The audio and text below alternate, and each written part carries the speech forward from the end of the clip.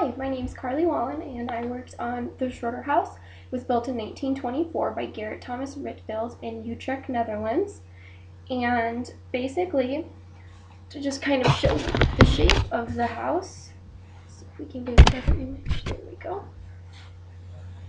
So, this is the house, the front of the house that faces the main street. This right here is the wall that attaches to the other Dutch row houses because this is a corner unit.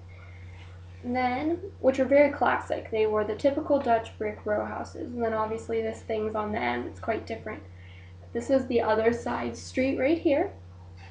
And then we have the back of the house. This house is built for Mistress Schroder and her children. Now it's a museum. She was a single mother at the time when this was built. It ended up, Gerrit Rietveld moved in with her later to live in this house. But basically, she wanted this place to be a place of learning. She was very into the new modern art movement, and she wanted her children to be able to live in art and appreciate art and kind of discern for themselves what they feel, what they like, what their preferences are, and not be stuck with the classicism that everybody else, the traditional ideas, just kind of being in the tip of the movement. This specific movement that this house is inspired off of is the Stijl movement, D-E space S-T-I-G-L. And basically this movement was the precursor to the Bauhaus, which is the very simple, modern, clean lines. But this took that simplicity to an even greater level by only using a few main colors. White, different shades of gray. We have 3 right here. Black, thick black lines, and then red, blue, and then yellow. So primary colors. In addition, they completely and utterly only used or tried to only use horizontal and vertical lines, just the emphasis of straight lines. And this emphasis came from the fact that this building was built in 1924, just after this area had lost the First World War. And because of that, there was much chaos in the society, and from that chaos, they wanted to move forward because this is a new time. Obviously, things are changing. They lost. It's an upheaval, but at the same time, they didn't want to stray too far and become a bigger part of this chaos. So in order to do so, they only used horizontal and vertical lines. They saw the idea of diagonal lines as making it too confusing, too complicated, and just becoming a part of that chaos that was unnecessary for the time.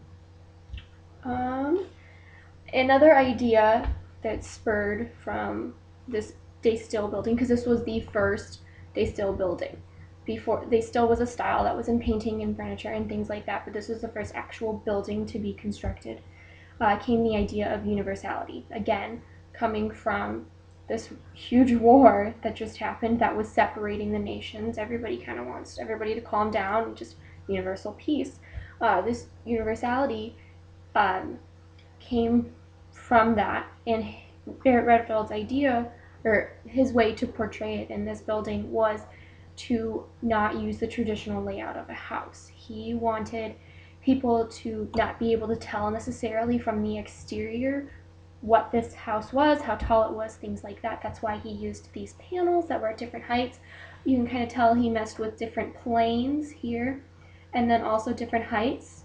With the roof line, it's not the same. But he took that idea further on the interior by making it basically all an open living space that was up to the owners' decisions as to what they wanted to do with the house. They had partitions and things like that, and it was just a house that was constantly changing and had the ability to grow with the family, which is always good for a mom with kids. But also, like, it was a learning environment, and they had that ability to partition and work it all out. Unfortunately, due to stringent codes at the time, the first floor is much more similar to that layout, to the typical layout, but he tried his best to kind of push the envelope to make it his design in his unique ways and that universality concept. with that flexibility that it gave. The materials of this building, basically it was reinforced concrete, reeds, brick, plaster, wood, and steel, kind of the typical, not too much concrete like what was coming afterwards, which became a huge thing. There was just little bits, little elements of it there. But other than that, this is just a very important house because it was the first of a style that spurred of movement. Not many were built in this style, and then not to mention the interior is amazing with all the furniture that he created, and it's just very iconic because when you look at those perfect squares that are with thick black lines and primary colors, it just screams stay still, and it's just this is that art form built into a structure, which is just really interesting to see how he portrayed that and how he was starting the movement. And again, I'll just show the house.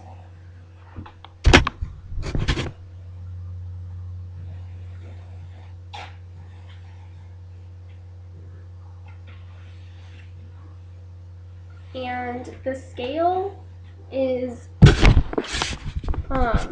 1 centimeter equals a foot. Let me grab a ruler really fast.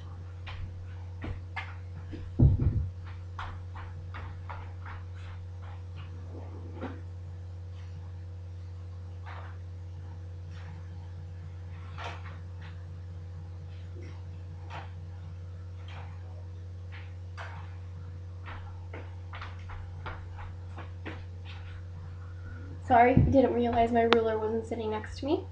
But this is the centimeter side, and we've got, it's approximately 19 centimeters tall. I think you can see that. There we go. Yep, and again, 1 centimeter equals a foot.